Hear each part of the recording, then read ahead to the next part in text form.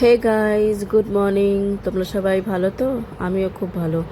দেখো, খালি কড়াই নিয়ে নিয়েছি, এর মধ্যে তেজপাতা, জিরে, শুকনো লঙ্কা দিয়ে দিলাম। এটা একটু ভাজা ভাজা করে নেব। করে নিয়ে দিয়ে দেব হচ্ছে গিয়ে পেঁয়াজ কাঁচা, মানে পেঁয়াজ কুচিটা।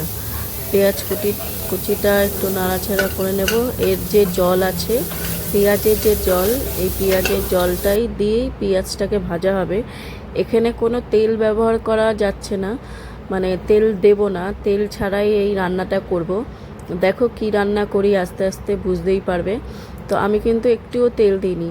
তো পেঁয়াজটা একটু ভাজার পরে দিয়ে দেবো একটুখানি নুন, মানে যাতে পেঁয়াজের যেই জলটা শুকিয়ে গেছে, এবার নুন দিলে কি হবে, আরেকটু জল বেরাবে, তো পেঁয়াজটা আরেকটু ভাজা ভাজা হবে। তো পেঁয়াজটা একটু ভেজে নিয়ে এইবার দেখো কি দেবো এর মধ্যে, তাহলে বুঝতে পারবে কি রান্না করছি আমি তেল ছাড়া। টান টানা। ও সরি, একটু জল দিয়ে নিলাম, কারণ হচ্ছে কি পেঁয়াজটা অনেকটা লেগে ধরেছে। নুন দেওয়ার পরেও জল বেশি বেরায়নি, তাই একটু জল দিয়ে দিলাম।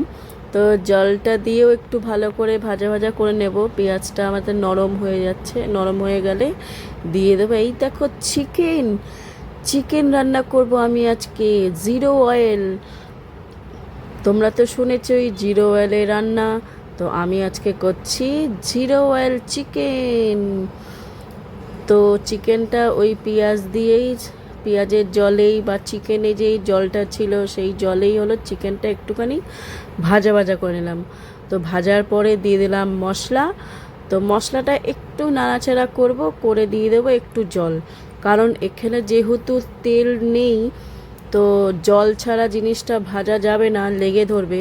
তাই জল দিয়ে দিয়ে অল্প অল্প জল দেব আর ঢেকে ঢেকে জিনিসটাকে রান্না করবো, যাতে ভালো মতো মশলাটা কষে।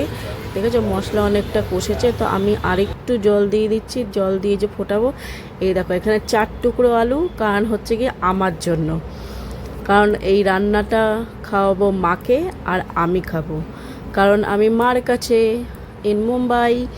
তো হচ্ছে গিয়ে মা আর আমি খাবো, তো মা তো আলু খাবে না, সুগারের পেশেন্ট। তো 4টে আলু শুধুমাত্র আমার জন্যই। তো 4 টুকরো, মানে ওটাকে একটা আলু 4 টুকরো করে দেওয়া হয়েছে আমি খাবো বলে। তো এই যে জল দিয়ে আলুগুলো দিয়ে দিলাম, এবার একটু নাড়াচাড়া করে এবার হবে ঢেকে ঢেকে রান্না করার পালা।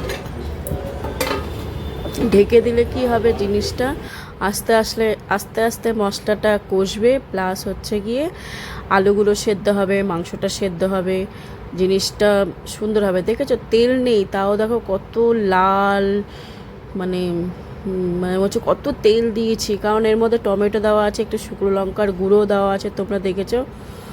তো মশলাপাতি তো দেখেছো, আর কি বলবো, নুন হলুদ এই তো, আর একটু লঙ্কার গুঁড়ো দিয়েছি। তো এটা মেন হচ্ছে গিয়ে জল দিয়ে, অল্প অল্প জল দিয়ে ঢেকে ঢেকে রান্না করা, তাহলে কি হবে, মশলাটা সুন্দরভাবে কষে যাবে।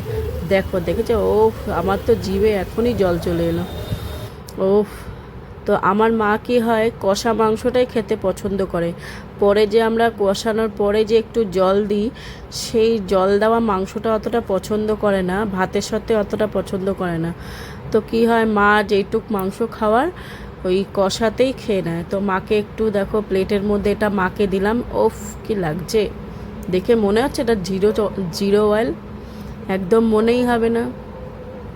দেখেছো কত বড় রাঁধুনি আমি হয়ে গেছি, জিরো অয়েল ছাড়া রান্না করা শিখে গেলাম। তো তোমাদেরকেও শেখাচ্ছি, যারা পারো না, অনেকেই পারো অনেকেই পারো না, তো যারা পারো না দেখো খুবই ইজি, খুবই ইজি, একদম এক ফোঁটাও তেল লাগেনি। কারণ হচ্ছে গিয়ে এই যে আমাদের মাংসর মধ্যে কি থাকে, চর্বি থাকে, এটার যে তেল, এটাই ঢেকে ঢেকে রান্না করলে কি হয়, ওরই যে তেলটা দিয়ে রান্নাটা পুরো হয়ে যায়। দেখেছো জলটা পুরো লাল হয়ে গেছে। তো কষানোর পরে যে আমি একটু জল দিয়েছিলাম, তো একটু নালে গ্রেভি না হলে ভাত দিয়ে তো খেতে অসুবিধা হয় না। তো যেহেতু এক তরকারি ভাত, তো মাংসতে একটু ঝোল তো লাগবেই। দেখো আমি গ্যাসটা বন্ধ করে দিলাম, দেখেছো মাংসর কালার দেখো, জাস্ট ওয়াও, জাস্ট অসাধারণ, আর খেতেও কিন্তু দারুণ। এটাকে দেখে কেউ বলবে এটার মধ্যে তেল নেই, কিছু নেই, দেখে বলছে কত তেল দিয়ে রান্না করা। সবই কিন্তু দিয়েছি, মশলাপাতি সব দেওয়া, কিন্তু চিকেন মানে তেল দেওয়ার তেল দিয়ে দিই। তো আমার তো খুব খিদে পেয়ে গেছে, তার জন্য ভাত নিয়ে চলে এলাম, আমি খেয়ে নিই ফটাফট। তো চলো টাটা, ভালো লাগলে একটা লাইক করে দিও, প্লিজ সাবস্ক্রাইব করো, সাবস্ক্রাইব।